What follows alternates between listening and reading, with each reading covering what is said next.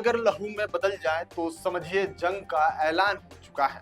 पहलगाम की घाटियों में जो खून बहा है उसका जवाब अब लफ्जों में नहीं, एक्शन में मिलेगा। और इस बार आवाज मधुबनी से उठी है, लेकिन गूंज पूरी दुनिया ने सुनी है। नमस्कार, स्वीकार करिए, मैं आपके साथ शुभम उपाध्याय और आप देख रहे हैं नेक्स्ट जन ब्रॉडकास्ट। आज की रिपोर्ट किसी एक भाषण की नहीं है, ये उन दिलों की आवाज है जो बार बार आतंक के जख्म झेलते हैं और हर बार देश से सिर्फ एक उम्मीद रखते हैं, आखिर में बदला कब मिलेगा। पहलगाम में हुए आतंकी हमले के बाद देश आक्रोश में है और इस आक्रोश को आवाज आज खुद दी है प्रधानमंत्री नरेंद्र मोदी ने। बिहार के मधुबनी से दिए गए उनके एक एक शब्द अब सवाल नहीं, सीधा ऐलान कर रहा है। क्या ये युद्ध का ऐलान है? क्या भारत अब नींद में सोते आतंकियों को जगा देगा? क्या अब सिर्फ शब्द नहीं, हथियार भी बोलेंगे? आइए सबसे पहले आपको सुनाते हैं प्रधानमंत्री नरेंद्र मोदी ने क्या कहा। 22 अप्रैल को जम्मू कश्मीर के पहलगाम में आतंकियों ने मासूम देशवासियों को जिस बेरहमी से मारा है,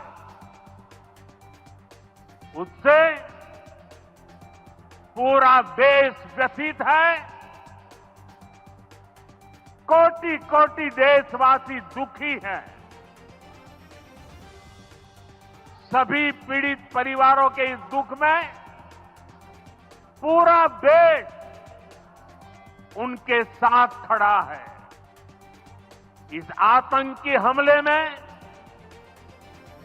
किसी ने अपना बेटा खोया, किसी ने अपना भाई खोया, किसी ने अपना जीवन साथी खोया है।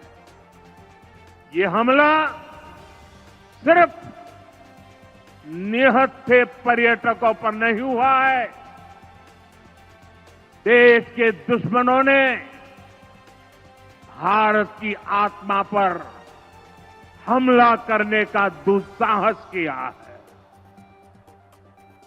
मैं बहुत स्पष्ट शब्दों में कहना चाहता हूं, जिन्होंने ये हमला किया है,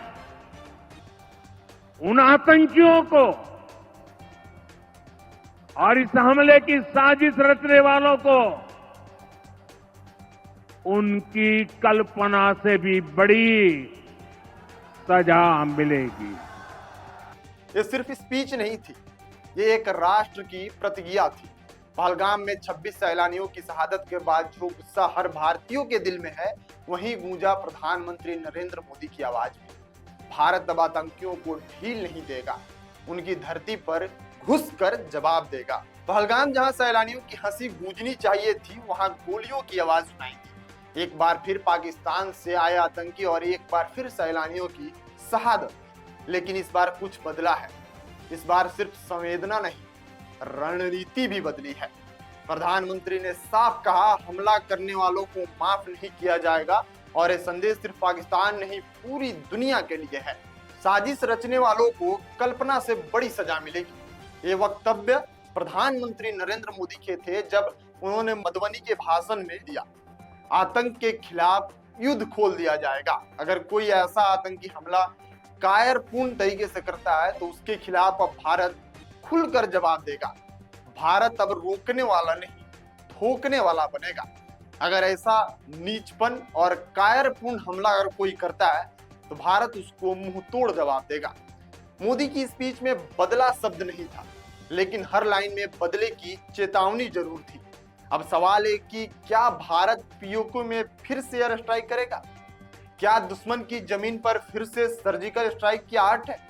जिस टोन में प्रधानमंत्री नरेंद्र मोदी ने बात की, वो बिल्कुल वैसी ही है जैसे उरी और पुलवामा के बाद थी। ये सिर्फ बयानबाजी नहीं है, इसका जवाब जमीन पर भी दिखेगा। मधुबनी की सभा में आज सिर्फ भीड़ नहीं थी, हर चेहरे पर गुस्सा था, आंखों में एक उम्मीद थी। हमारे जवान मारे जाते हैं और पाकिस्तान हंसता है। अब बहुत हुआ, मोदी जी ने ठीक कहा, अब बहुत बड़ी सजा मिलेगी। भारत बार बार कहता रहा, हम शांति चाहते हैं, लेकिन जब हमारे जवान शहीद होते हैं तब ये शांति चुप्पी में बदल जाती है। और आज जब मधुबनी से गूंजा कि बदला होगा, तो हर देशवासी ने उस गूंज को महसूस किया। लास्ट में जाते जाते पाकिस्तान की इस नापाक सोच के लिए इतना ही कहेंगे, अब तक जो खून पीते रहे शब्दों के कटोरों से, वो अब ललकार बनकर बरसेंगे बमों के घड़ों से। भारत शांत था पर अब शांत नहीं रहेगा, जो छिपा है अंधेरों में उजाले में एक दिन जरूर आएगा। आज की रिपोर्ट अंत हम किसी सवाल या जवाब से नहीं करेंगे।